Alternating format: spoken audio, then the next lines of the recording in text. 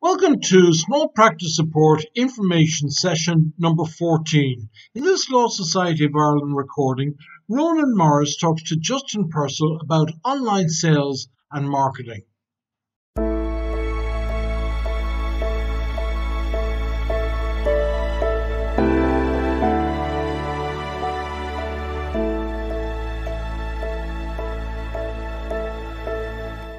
So you're all very welcome here today to Small Practice Information Session 14.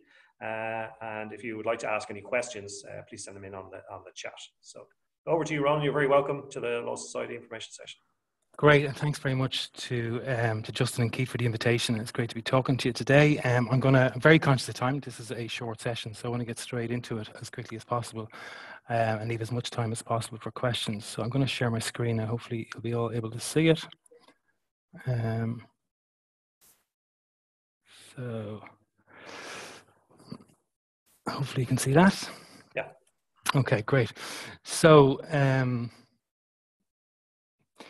not going to spend too long talking about ourselves because you can get all these slides afterwards. This is a little bit about our business, how long we've been around, how many people on the team, and some of the awards we received.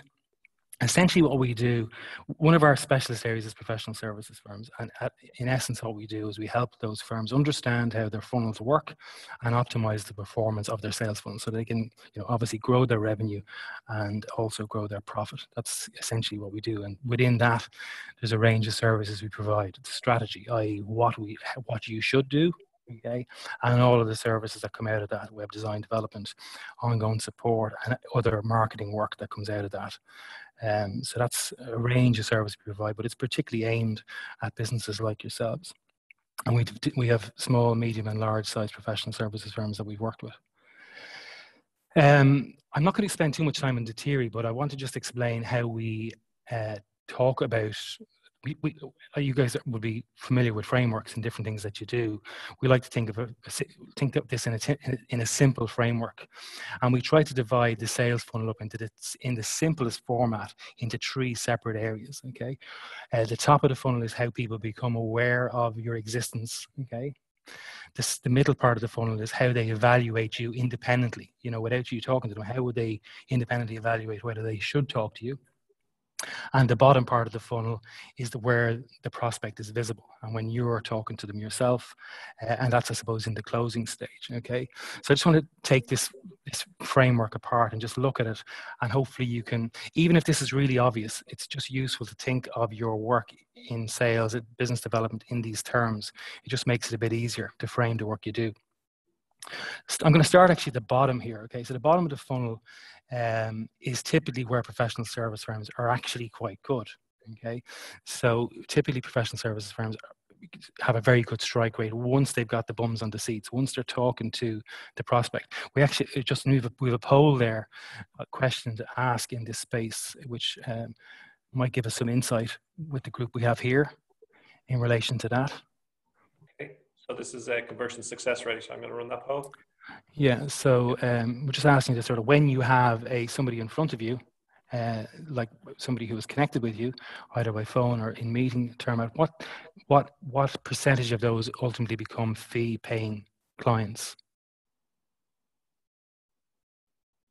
So do you want to knock it off there, Ronan, for yourself? Yeah. So yes, let the poll run. So this part of the funnel is what I would describe as where people are dependently validating your value proposition. You're in control of the validation process. Okay, there's obviously even a layer beneath this where you've actually got the customer and how you retain the customer, because I understand with lots of solicitor firms, there's a huge amount of, particularly in the commercial space, of ongoing work with customers as well. So obviously high retention rates at that level gives you even further credibility. So that's the bottom of the funnel. It's usually not broken.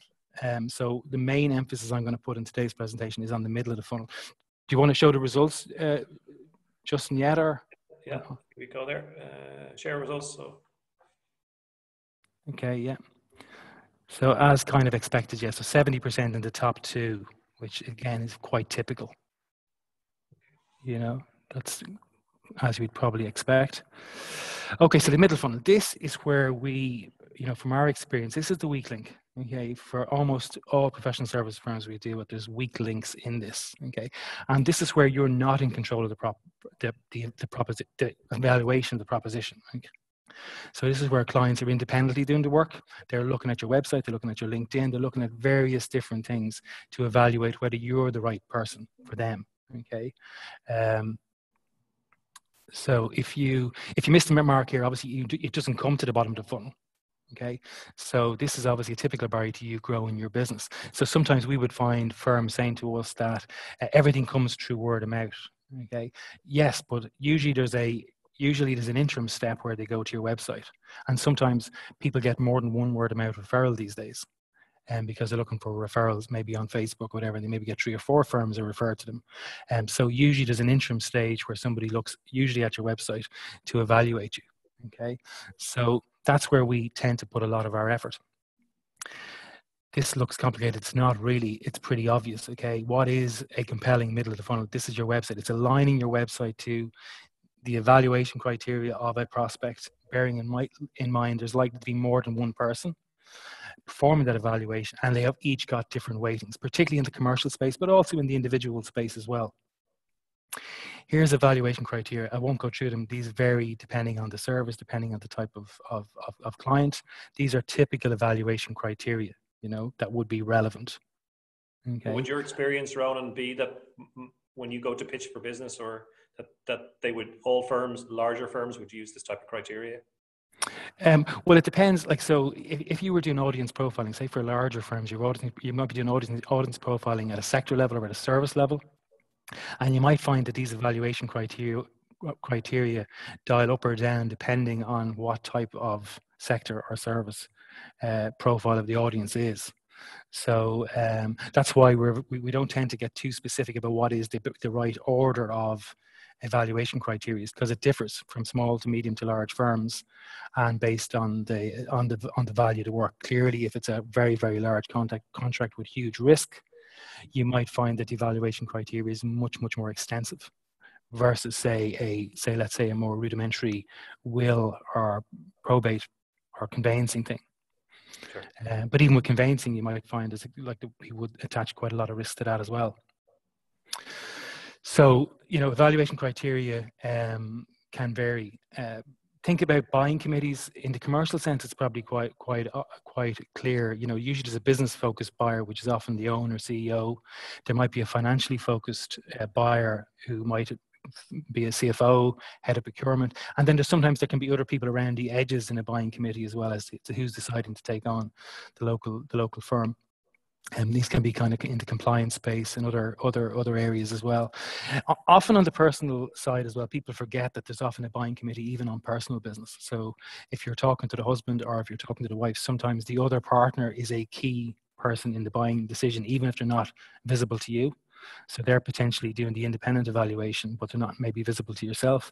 And also clearly as well for some, particularly maybe in the will space, there's also potentially other family stakeholders as well, sons and daughters who are also part of the individual buying committee. And it's just useful to look at your website and look at the independent evaluation through that lens. Yeah. So Ronan, how important is it having a website to address some of these issues? How would you say it's?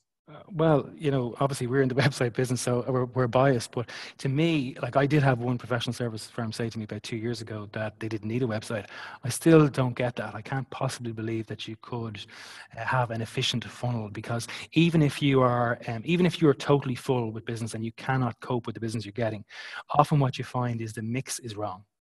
So, for example, like a question I would often ask of partners would be, well, okay, for the last 20 bits of business you took on, what percentage of it is bullseye, in that it's a perfect client it's a perfect fit in terms of expertise, it's got good margin, it's work that you know how to do, et cetera, et cetera. And usually the face changes and the partner says to me, oh, well, that's a different story, maybe only 50%. So a website is a great tool to improve the business mix that's coming in the door as well. And there's margin potential in improving the business mix, which I'll talk about as well. And obviously in today's sort of day and age with COVID, etc., that it's more difficult for people to just walk in off the street. So the website has now become your sort of window to getting new business. So it's frankly, I think with the growth of digitalization, as we were discussing earlier, it's like you're kind of crazy not to have a well thought through website. Yeah, all the general research here across all sectors would suggest that people are going further down the funnel independently. That has been the trend for the last 10 years. So obviously, if they're going further down the funnel and you don't have something to serve that part of the funnel, you're in trouble. So that's really why the website is becoming more and more important, but not even just a website as a box ticking exercise, a website that actually compels people to act and to connect with yourselves and go to the bottom of the funnel where you know you can do the job of getting the work, assuming it's a fit. Yeah, I think there's an important point here that we're making around people who do it themselves and develop websites themselves, which is fine, but their core competency as solicitors or small practitioners is around law, and then people who outsource that marketing function. And I think anything that I've read would suggest that you're better off paying somebody to do this piece of work for them. Yeah, but like at the same time as well, I wouldn't underestimate the value like that the individual solicitors bring in terms of crafting the right content for their particular business. Like Together is the name of our business. Web Together was the original name. It's Together Digital now. The Together is our belief that the magic happens when you put the best of both worlds together. The knowledge that the solicitor has of their market, their addressable market, combined with the digital expertise of the agency. That's where the magic happens for us, I think. Very good. So, so weightings, like, it's pretty obvious here. Different people have different weightings, and it's just useful when you're doing things on your website to understand those weightings. I won't dwell on them, but it's useful to understand that people weight differently in different areas. So this is pretty, obvious, but like good funnel conversion it just takes a lot of stress out of the whole business development side of things. It means that you get a kind of a much steadier trend on your funnel, as opposed to like professional service firms tend to have high volatility in their funnel. They tend to go mad doing promotion and PR and advertising when the funnel is weak, and then when it gets strong again, they take the foot off the pedal. So it tends to get this kind of lot of volatility. So another thing which is often hidden is the greater efficiency that you get if you have a good funnel. And what I mean by that is that sometimes you actually want people to disqualify themselves while they're independently evaluating. So they look at your site and say, okay, well, he doesn't do, just lady or man doesn't do criminal law. So, okay, they're out of, you don't want them, they don't want you. So sometimes a website can be good at getting people out of the funnel that you don't want, and therefore you improve efficiency. Also, if you've qualified people correctly in your funnel, you tend to have better retention once they do become clients. Okay, and another factor, if your middle of funnel is great, your cost of acquisition comes down as well. So if you are spending money in local newspaper advertising or Google pay-per-click or LinkedIn ads, if you're paying for that money, if it's not converting well, it's an awful waste. And the last point, which I referenced earlier, is this potential for extra margin growth. Some of you will know people who are very specialists in very particular areas. They tend to be able to charge more. They tend to be able to charge more per hour for the work that they do. So if you can improve your business mix, usually what goes with that is margin growth potential as well. Not in all cases, but in many cases. I think there's a poll here, Justin, is there? Yeah, there's a poll here on the middle of funnel. Poll question. Excuse me. So the online presence, is this what is the perception of your online presence? Yes, yeah. So this is a very general question here for this one. Is like, how would you, what's your own perception of your current online presence across sort of 4 measures? While everybody is doing that, I will skip on to, so that's kind of the middle of funnel. That's the main part of what I want. The main sort of point I wanted to get across today was that middle of funnel effort. It's where you get the most bang for your buck, is fixing the middle of funnel. Top of funnel, I'm going to spend a little bit of time on here, not much, but the top of funnel is where you typically drive the traffic to.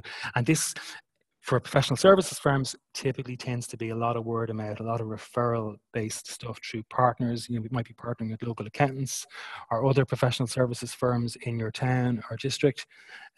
So that is often a channel of activity, but there's other ways of supplementing that. As I said, Google pay-per-click, local press ads, sponsorships, all that kind of stuff as well. But the beauty of having a good middle of funnel is when you can control, if you can control this top of funnel and apply additional effort as required, it can give you a much more predictable flow of traffic into the bottom of the funnel, which is what you want.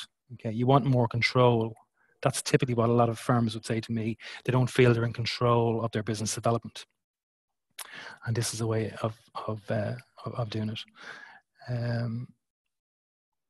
So I'll just show the poll there, Ronan, yeah. on this one. So I'll share the results. So you can see there that that's interesting. There's not really great confidence in people's current online presence. Yeah, and it's not like, but having said that, even though solicitors probably, in all fairness, sometimes are a little bit slower on the digital side of things.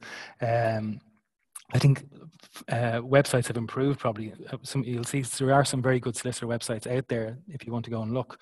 I remember I judged the Law Awards website of the year 5 or 6 years ago, and the standard was very, very poor. In the first year I did it, the second year I did it, was a big improvement. And I think it's probably been improving, but I think for the next year, the year we have ahead, not having a really strong online presence is going to be a big handicap to your businesses. There's a top of funnel question there as well, I think.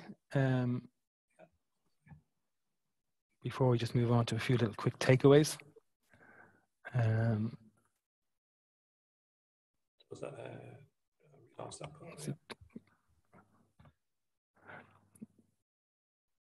it's a little bit of a trickier one. So where is your prospects typically coming from? Like, so are you typical in number one, or are you a little bit atypical in number 2 or 3, or is it a mix?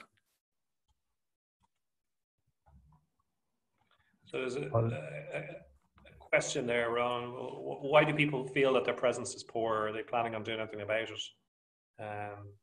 So that's kind of a question more to the group as opposed to yourself. But what are your kind of common themes coming about why somebody has a poor website? Is it lack of investment, lack of time, not knowing what to do? It's usually, I think it's a lack of, it's there's a couple of factors, I think, just from my experience. The lack of time is one thing. It's just there's so many things to do in a business, in a firm. There's always backlog of work, I find, in solicitor firms. So therefore, there's always something else to do other than look at the business development. There's a secondary thing as well, which is something it's kind of common to artists and solicitors, I think, bizarrely, right, is that there is potentially a feeling with some solicitors I've met that you don't need to advertise. You don't need to, I suppose, be overly proactive in your and that's fine. If you feel that way, that's totally fine. But the reality is that a lot of your peers and competitors are being a little bit more aggressive as every year passes. So that's extraordinary. I didn't think that would be 100%, but that's and again, that's not a reason to not think about the middle of the funnel, because if that's your core channel, the chances are that 90% of the traffic that's coming through that channel is coming also through your website. And sometimes the referral is so strong that even if your website is in the poor category, you still get the phone call. But you never know the word of mouth leads that you don't get. Like you don't have visibility of that. There's no way of tracking that. I think that's a fairly salient point there. That would indicate that there isn't a huge amount of business development being conducted outside of referrals. And now with the COVID-19 issue, the chances of doing one-to-one networking, visiting of courts, etc., people walking in off the street will have to be reducing. So how are people here? The people who've heard about you will have heard about you before. They won't hear about you. So how is that all going to happen if you don't have a proper functioning professional website? Absolutely. I think accountants, solicitors, architects, how many times they've said to me, just being out and about, sometimes they're just picking up bits and pieces. They're meeting somebody that they haven't met for a few years, and all of a sudden there's a bit of work coming out of it. So that's kind of, gone or certainly reduced for the time being. So it's something to think about. Well, I move on to the tips then. Yeah. So there's a few things here just that I just put together, practical things you can take away, I think. And these are based on sort of trends that we've seen in professional services over the last 2 or 3 years. Sometimes it's worth trying to soften your website calls to action. Don't make it sound a bit more like, a consultation is a way to engage without it necessarily meaning that you are fully engaged. Because sometimes people are a little bit daunted by professional services firms, be they accountants or solicitors, that you can't just come in and explain your problem. Now, obviously, I know for some of you, a free consultation for certain types of services isn't really practical, but where it is, it's worth looking at, because sometimes people, there's a big barrier to get over. And in some ways, the potential for video consultation maybe allows that to happen in maybe a cheaper way. So there's potentially opportunities there. Tip number 2 is look at all your digital touch points. I mean all of them. So your website, which we've spoken about, but also your Google My Business page. That's often overlooked, and it's a huge factor now, because if you're a solicitor based in a town, a lot of search traffic has the town name appended to it. So personal injury lawyer, Cashel, or solicitor, Ashburn, or whatever. It's really, really important that your Google My Business page is set up and ideally really well optimized to improve the traffic that's coming through that. Your personal LinkedIn pages, your company LinkedIn pages, and also even just have a look at search results for you and your team. Are you coming up for certain things on Google, be they on thought leadership pieces, stuff you might have done for the Law Society, or cases you've been involved in, just to see what are people seeing when they put your name into Google or Bing. Look at those credibility indicators, do a checklist, and these, depending on the type of business you are and the type of service you're promoting, these might differ in terms of priority, but look at the credibility indicators that match those different buying criteria. Track and measure, like I'm probably not going to get you to do this, because a lot of people just won't do this, but it is worth looking at what's happening on your Google Analytics. Sometimes a little bit of a nugget there. Keep an eye on your ranking for, like, the key one for a lot of you will be solicitor, Castle Bar, or whatever, and see how you're doing on the ranking. And just see at the start of the year where you are. Do an incognito search, private search on Google, and see where you're ranking, and just track it. That doesn't cost 30 seconds of time every month to do it, and just see what you're doing, and is there opportunities to improve. And the last tip we have here is on the trading online voucher. Just Ronan, just before we go on sure. to the trading voucher, and I know we're a little bit pressed for time, but there's a question there about call to action factor, and some ads have a call to action and some others don't. Like, what's your thinking around whether you do or you don't? I have to say, I would be, as a strategist, I'm not overly, in professional services, I don't get too caught up in calls to action. I don't think whether you have 2 or 3 or 5 calls to action on your website, that it makes a huge amount of difference. You're not selling t-shirts. You're selling quite a significant engagement, even if it's a relatively small service, even if it's a will-making service, which might be an entry-level service. That's still a very important service.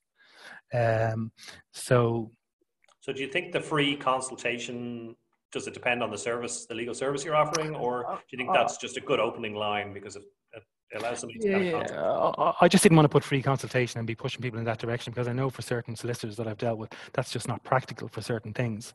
But where it might be practical, it might be, it might be on a per service basis. There might be free consultation on personal injury, but maybe not on wills, or for example.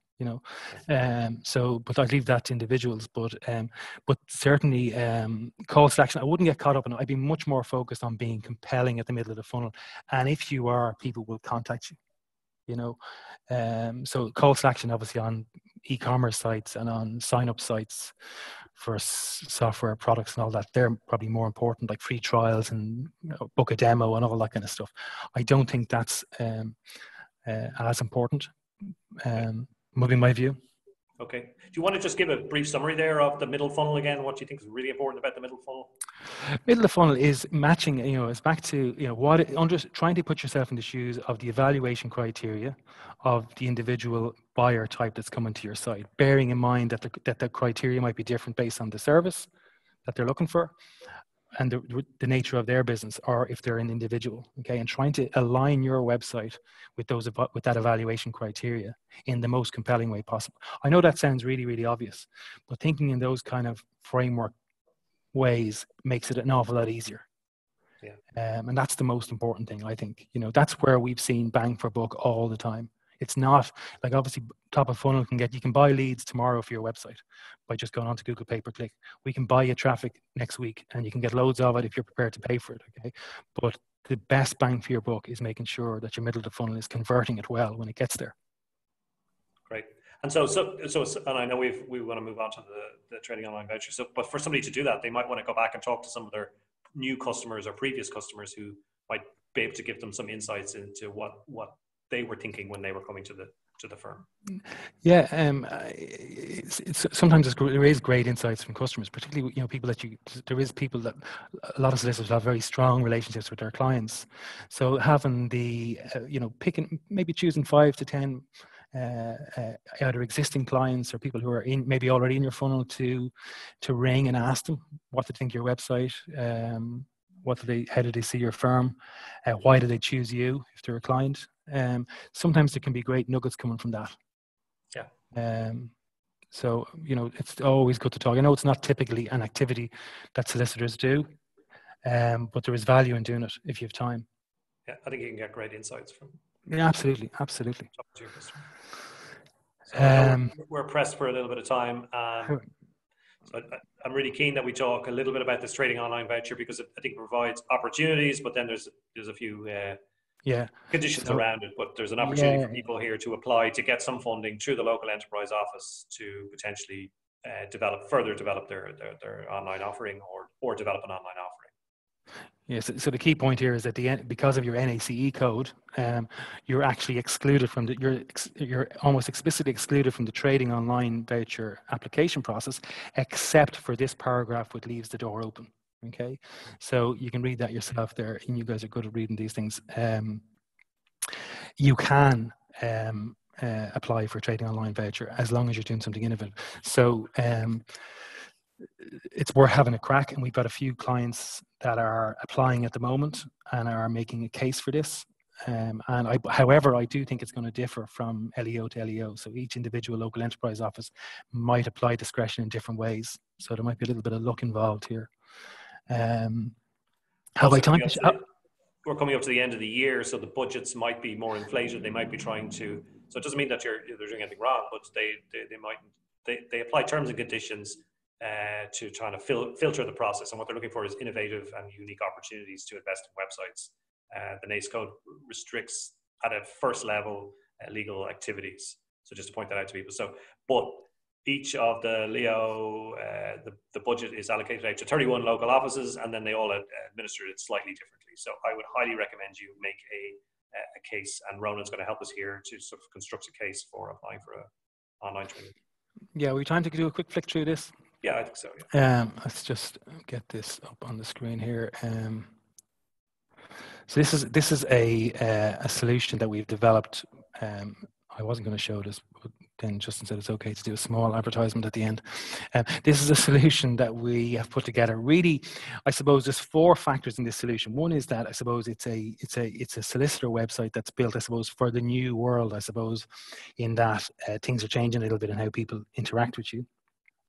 We also wanted to make it that this could be a website solution that solicitors could engage with quickly and get it up and running quickly, because that's often we've engaged with solicitors, and sometimes, even though with the best will in the world they want it ready in 3 weeks, it takes 6 months because it's a painful process to get all the decisions made. The third thing we wanted to do was to make it trading online voucher friendly, so that when a trading online voucher application goes in, and we would suggest you could put it in with something like this, whether it's from ourselves or from somebody else, which would show things like the pay online button and the book video consultation, which are, I suppose, a reaction from small firms to the changing environment.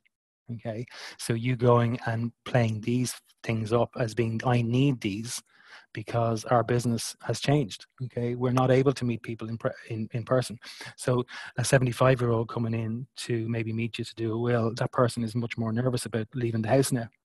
So you need these things. So I can go into your local enterprise office and saying, this is, something I need for my business to be, I suppose, ready for the new world. We are hoping that it'll make it easier for you to get it over the line. And the 4th element of this solution is that it's search engine optimized. So we're only really optimizing it for one particular term, which is solicitors Castlebar, solicitors Ashburn, solicitors Cashel, but also might rank for some of the services related to that as well.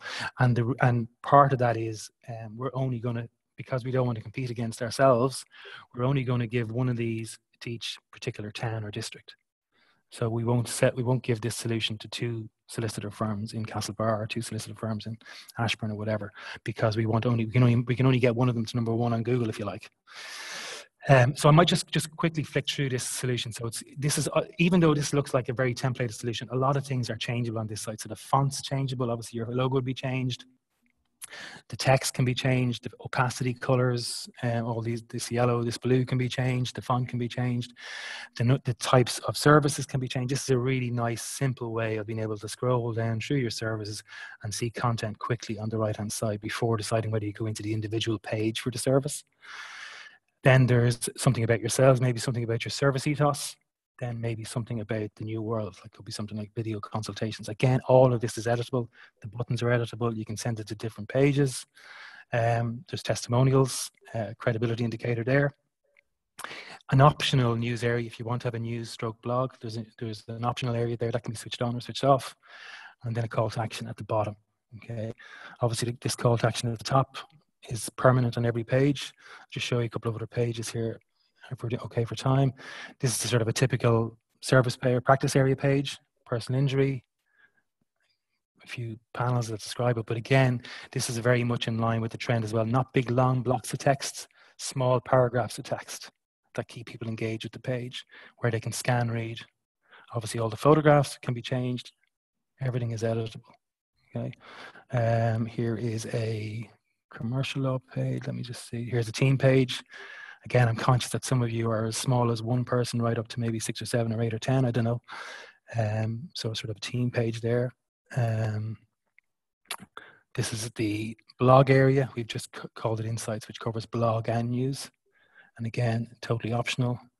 And then here's a detailed page for a blog story. Again, totally flexible. You can add in video, you can add in Yeah, that was a images. question I have. Does allow for video? Yeah, videos can be any image slot can be a video can be replaced in an image slot.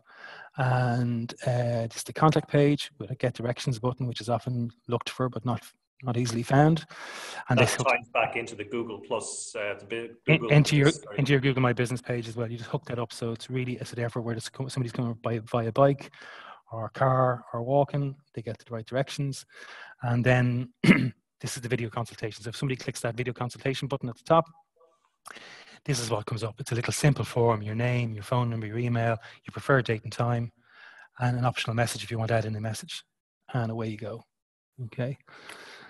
So that's a very, very quick run through. If anybody's interested in that, we have a brochure that I can send to you. I don't know whether you can send out the slides, just if anyone wants to contact us.